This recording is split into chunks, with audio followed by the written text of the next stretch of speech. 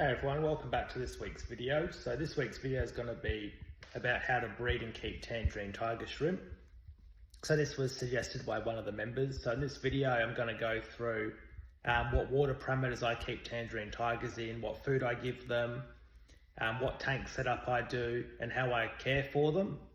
And I'll show you some of my breeding selections that I've done, how I try to improve the orange in the tangerine tiger line that I have.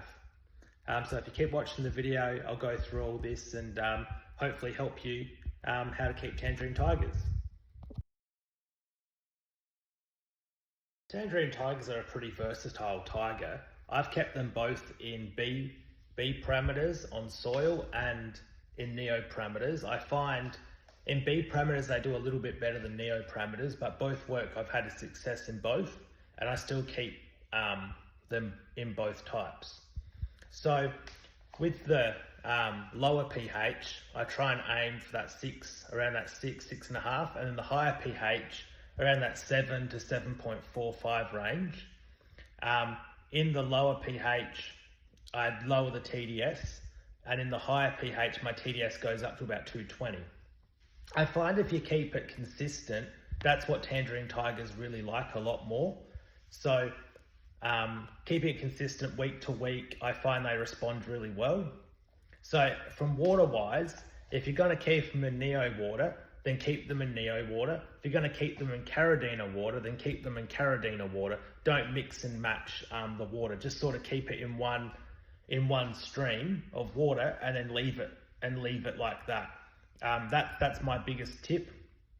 I've done it both ways. I find that if you're going vice versa, which water the breeder's stock comes from, then drip it for a long time and spend a lot of time acclimating them, and you should do pretty well. I recommend, it's easier to put from neo water, then go to caridina water, than it is to go from caridina water to neo water. I find going from caridina water to neo water that they struggle a little bit in the first couple of months. But they do adapt over time. So that's my recommendation. And as I've said, I've done them both ways and had success, as I'll show you in the video. So I've listed my top 10 foods here. I'll do a separate video to show you about what I like about each food. But for tangerine tigers, I find it's really important to give them high protein. I find they really crave the high protein food. So number 6 on that list, the Geely bloodworm. If you're looking at commercial food, I'd probably feed that a fair bit. And then HWA is also really good. Shrimp King protein is a really good one. Just try and mix it up.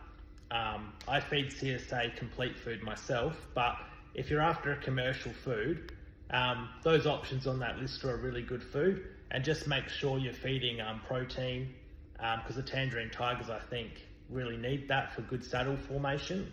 And then also crushed snails. So every week I feed about 1 or 2 snails to the tank every week, and I find that really spurs them on. So if you add that into your diet, I think you'll do really well with tangerine tigers. They're pretty carnivorous sort of shrimp. They eat a lot, more than neos. So I think the snails help a fair bit in supplementing their protein. So give that a go in your tank and I think you'll do really well. I find tangerine tigers have about 25 to 30 babies at a time per female, and it's pretty common to get a really good survival rate in tangerine tigers. I find with babies though, adding baby food, like a powdered food, is really good. So if you powder up 4 or 5 different high protein foods and put them all as a powder, you should do really well with tangerine tigers.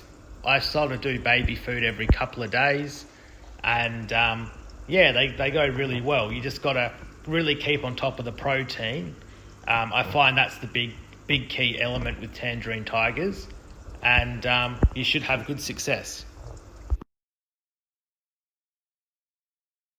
Show you what my tangerine tigers looked like a long time ago, and you can see the quality was nice, but there wasn't heaps of stripes and markings on them. And then as I progressed the line further and further, I added a lot more solid markings, like black markings, and the orange is a lot more orange now. So through selective breeding, I try and select ones that are really orange and the ones that have nice black markings. So I try and go for the black markings first and then develop the orange color, because I find the black markings drop off really quickly. So that's just my personal preference. I like them to be a real solid orange, whereas a lot of other tangerine tiger lines, people like the lighter yellowy orange look. So it's all personal preference, but for me, I like them when they're nice and dark. So here's one of my really orange tangerine tiger colonies. So as you can see, I try and really push the orange in my selection process. And by doing this, I get a really orange shrimp. This tank, to get to this sort of level, I was culling about 60% of all the babies for about a year and a half. And here's a close-up where you can see them all in the box.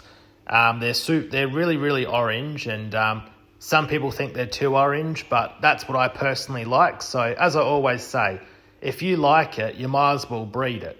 So whatever you personally like, that's what you should go for.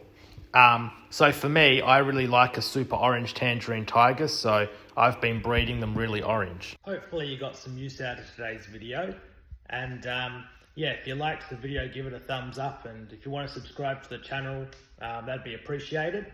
But tangerine tigers are a really fun shrimp to keep, and you should really give them a go. They're very versatile. So if you sort of got neocaridines and you're thinking about branching out to a different shrimp, maybe give tangerine tigers a go, because they're really forgiving and they're a really colourful shrimp. You can keep them with neos as well. They will cross with bee shrimp and different Thai bees, but you can do neos and tangerine tigers in the same tank.